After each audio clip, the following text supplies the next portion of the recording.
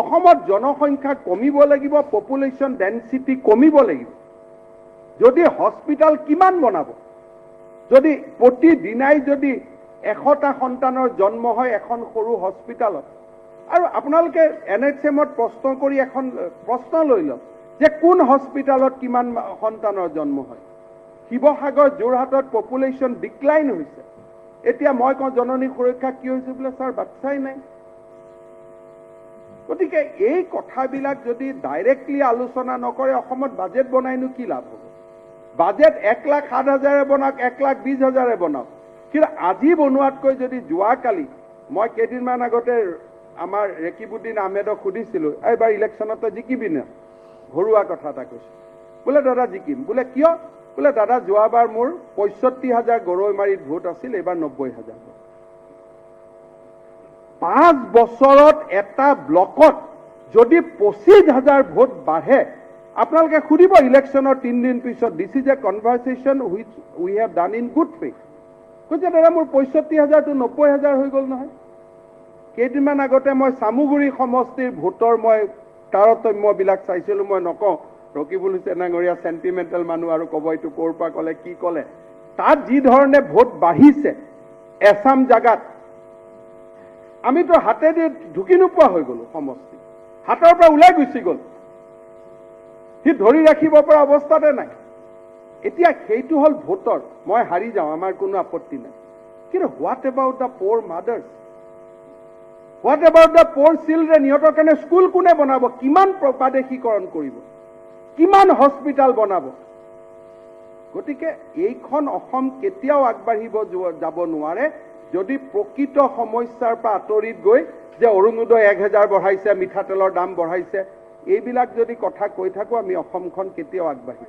IMR ক'ত direct কথা হ'ব লাগিব, ক'ত প্ৰব্লেম হৈছে, হেল্থত ক'ত প্ৰব্লেম হৈছে, চিধা কথা আমি যদি পাতো অসমখন আগুৱাই যাব। আৰু যদি চিধা কথা নাপাতি যে 126 জন মানুহৰ ভাগ্যৰ কাৰণে এখন সমাজ শোষিত প্ৰবঞ্চিত হৈ থাকিব, তেতিয়াহ'লে মই ভাবোঁ যে আল্লাহ বা ভগৱান যোনেই নহওক কিয় ওপৰত কোনেও আমাক কেতিয়াও ৰহমৰ চকুৰে নাচাব, মৰমৰ চকুৰে আমাক কেতিয়াও নাচাব যে ইউ হেভ ডান ইনজাষ্টিছ। তহঁতি ৰাজনীতিৰ কাৰণে মানুহক দুখীয়া কৰি ৰাখিলি, মানুহক তহঁতি নিথৰুৱা কৰি ৰাখিলি। দিছ হেজ টু বি চেঞ্জ। আৰু মই বিনম্ৰতাৰে সৈতে ক'ম যে দেৱব্ৰত শইকীয়া ডাঙৰীয়াই কৈছে যে মেডিকেল কলেজত 16 কোটি টকা কিয় দিছে? আমি একো কাম কৰা নাই উইদাউট ষ্ট্ৰেটেজি। মই যদি 200 কোটি টকা দিওঁ আৰু 5খন মেডিকেলে যদি এটা বছৰত বনি যায়, মই কেনেকৈ চলাম? মই অসমত প্ৰত্যেক বছৰত এখনহে মেডিকেল খুলিব পাৰোঁ। চ' এই বছৰ মোৰ আইডিয়া হৈছে মই কাম আৰম্ভ কৰি দিম যাতে অহা 10 বছৰলৈকে প্ৰতিটো বছৰত এখনকৈ মেডিকেল হৈ যায়। আজি আমাক সমালোচনা কৰাৰ আগতে আমি একেলগে ভৰতনৰহ ডাঙৰীয়াৰ মনত আছে যে লখিমপুৰত গৈ মেডিকেল কলেজত 11 চনত আমি খুঁটি পুতিছিলোঁ, 11ৰ পৰা 16লৈকে ইটা এটাও নপৰি। আজি আমাৰ মেডিকেল কলেজ এই বছৰ ভগৱানে কৰিলে ষ্টাৰ্ট হ'ব। যোৱা বছৰ আমি ডিফু আৰম্ভ কৰিলোঁ, অহা বছৰ আমি ঠিক কৰিছোঁ যে নলবাৰী, নগাঁও ইয়াৰ ভিতৰত কোনোবা এখন কৰিম। অৰ্থাৎ আমাৰ চৰকাৰৰ দিনত 5 বছৰত আমি 5খন মেডিকেল আৰম্ভ কৰিম আৰু নতুন 5খনৰ আমি বুনিয়াদ কৰি থৈ যাম যাতে নেক্সট 5 ইয়াৰ্ছত আমি থাকোঁ, কোনোবা থাকোঁ আৰু 5খন বনিব পাৰে। সেইকাৰণে we are doing everything with a scientific approach, এটা চিনাৰ্জি লৈ আমি কৰি আছোঁ। আমি কোনো ইয়াতে হেৰি কৰিব খোজা নাই। আজিতো মই ইমানলৈকে গৈছোঁ যে যোৱাকালি মই চাইছোঁ যে আমাৰ CM অফিচত অসম পুলিচে গাড়ী দি থৈ দিছে 23খন। তেলো পুলিচে দিয়ে, গাড়ীও চলায় আমাৰ অফিচাৰে পুলিচত।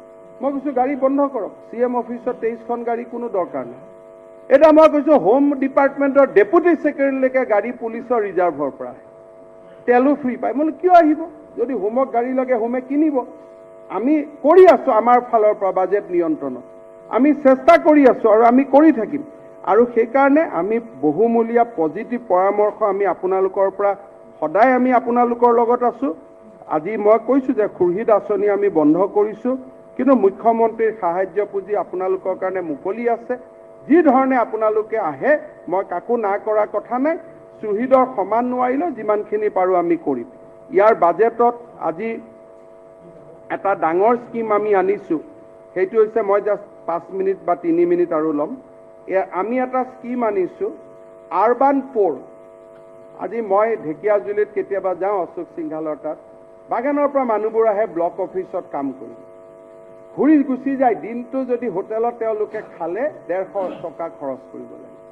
এইবাৰ মই অশোক সিংঘালক কৈছোঁ যে তাতে ভাত পানী বনোৱা এটা কিটচেনৰ আৰম্ভ কৰক, যাতে যিমান মানুহ আহে ভাতটো খাই তাতে যাব পাৰে। গুৱাহাটীত আমি কৈছোঁ 50,000 মানুহৰ আমি দুপৰীয়া লাঞ্চ বনাম, যিটো ইয়াতে 1 নম্বৰ আমি অন্ন সুৰক্ষাত এইবাৰ কৈছোঁ। মই দেখিছোঁ যে হাউচত বহুতে কথাটো বুজি পোৱা নাই কাৰণে ইয়াত আলোচনা হোৱা নাই। আমি কৈছোঁ যে এইবাৰ আমি ইয়াতে সকলো মানুহকে অন্তত আৰবান যিখিনি গাঁৱৰ পৰা ডিচি কোৰ্টত কাম কৰাব আহে, কোনোবা আহে, চেষ্টা কৰিছোঁ এইবাৰ 100 কোটি টকা ৰাখিছোঁ যে গৰম ভাত সাজ অন্তত খাই যাম। বাজেটত আমি তাৰ কথা কৈছোঁ। মাননীয় অধ্যক্ষ মহোদয়, কোভিডৰ কথা কোৱা হৈছে। ৰকিবুল হুছেইন ডাঙৰীয়াই জানে যে কোভিডৰ ক্ষেত্ৰত অসম চৰকাৰে আমি কি কৰি আছোঁ। কোভিডৰ অনাথ শিশু, কোভিডৰ বিধৱা, আৰু এইবাৰ আমি কৈছোঁ যে নহয়, কোভিডত মৃত্যু হোৱা সকলো পৰিয়ালকে আমি 1 লাখ টকা কৰি দিম। আজি ক'তে এনেকুৱা মমতাময়ী চৰকাৰ আমি পাইছোঁ? কোনখন ষ্টেটে কৈছে? আজি কোনখন ষ্টেটত এনেকুৱা কথা কৈছে? আমি সৰু ৰাজ্য 1 লাখ কৈছোঁ, কোনোবাই হয়তো অহাকালি 5 লাখো দিব পাৰে, কিন্তু অসম ভাৰতৰ 5খন ৰাজ্যৰ ভিতৰত অলৰেডি আমি এখন, কাৰণ আমিয়ে কৈছোঁ যে প্ৰথম আমি দিম। কোনো ৰাজ্যইটো ক'ব পৰা নাই। আজি আমি ইয়াতে আমি এমপ্লয়মেণ্টৰ কথা কৈছোঁ। ক'ৰ পৰা এই প্ৰশ্নটো আহিলে যে 1 লাখ পোষ্ট ক'ৰবাত এবলিষ্ট হ'ব? আমি কৈছোঁ যে হয়, আজি অসমত পুলিচ লাগে, আজি অসমত বাংলো পিয়ন নালাগে। যদি মই বাংলো পিয়নটোৰ জেগাত পুলিচৰ ক্ৰিয়েট কৰোঁ, তাত হাউচৰ কি আপত্তি থাকিবলগীয়া আছে? ব্ৰিটিছৰ দিনৰ পৰা আমাৰ যিবিলাক চাকৰি আছিল তাৰতো ৰিলুক এটা হ'ব লাগিব। ব্ৰিটিছৰ দিনৰ নিয়ম আছিল বাংলো পিয়ন। মই কৈছোঁ ভাই, আমাৰ বাংলো ক'ত পিয়ন ক'ত? আমাক দুইটাই নালাগে। বাংলো পিয়নৰ জেগাত আমাক আজি পুলিচ লাগে, আজি আমাক শিক্ষক লাগে। গতিকে 1 লাখ চাকৰি আমি নতুনকৈ কৰিব বুলি ভাবিছিলোঁ। আপোনালোকে ভাবাটো নাভাবিব, আমি সংকল্প পত্ৰত লিখিছোঁ যে আমি 2 লাখ চাকৰি দিম। 1 লাখ আমি দিম, 1 লাখ আৰু পিছৰ 3 বছৰত দিম। আপোনালোকৰ ভাবাটো আপোনালোকৰ লগত আছে। আমি 2 লাখ চাকৰি দিম, খালী পোষ্টত দিম, পোষ্ট ক্ৰিয়েট কৰি দিম, যি কৰিম কৰিম। 2 লাখ ল'ৰা ছোৱালীক আমি চাকৰি দিম, আৰু কেনেকৈ দিম যাদুটো আমাৰ ওপৰত এৰি দিয়ক। সেইটোত আপোনালোকৰ পৰা এডভাইচ ল'লে আমিতো ফচি যাম।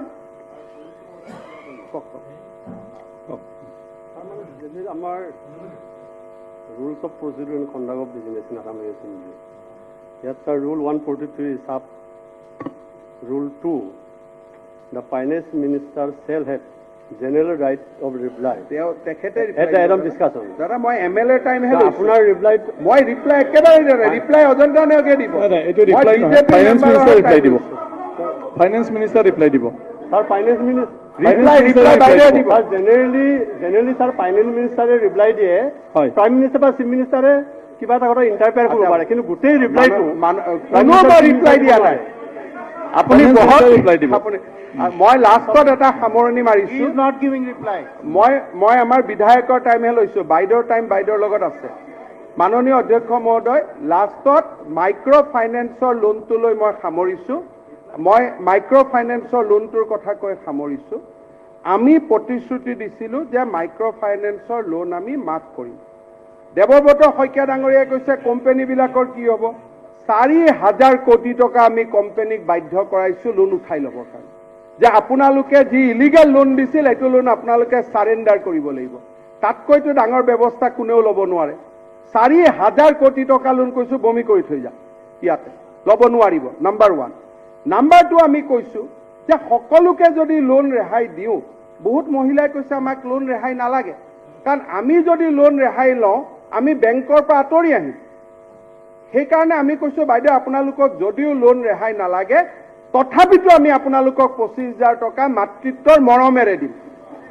আৰু ফাইনেলি যাক লোন ৰেহাই লাগে বুলি ক'ব, আমি সকলোকে লোন ৰেহাই কৰি দিম। Very simple thing. 3 ভাগত এইকাৰণে কৰা হৈছে, মানুহৰ ইচ্ছাৰ বিৰুদ্ধে চৰকাৰে কাম কৰিব নোৱাৰে।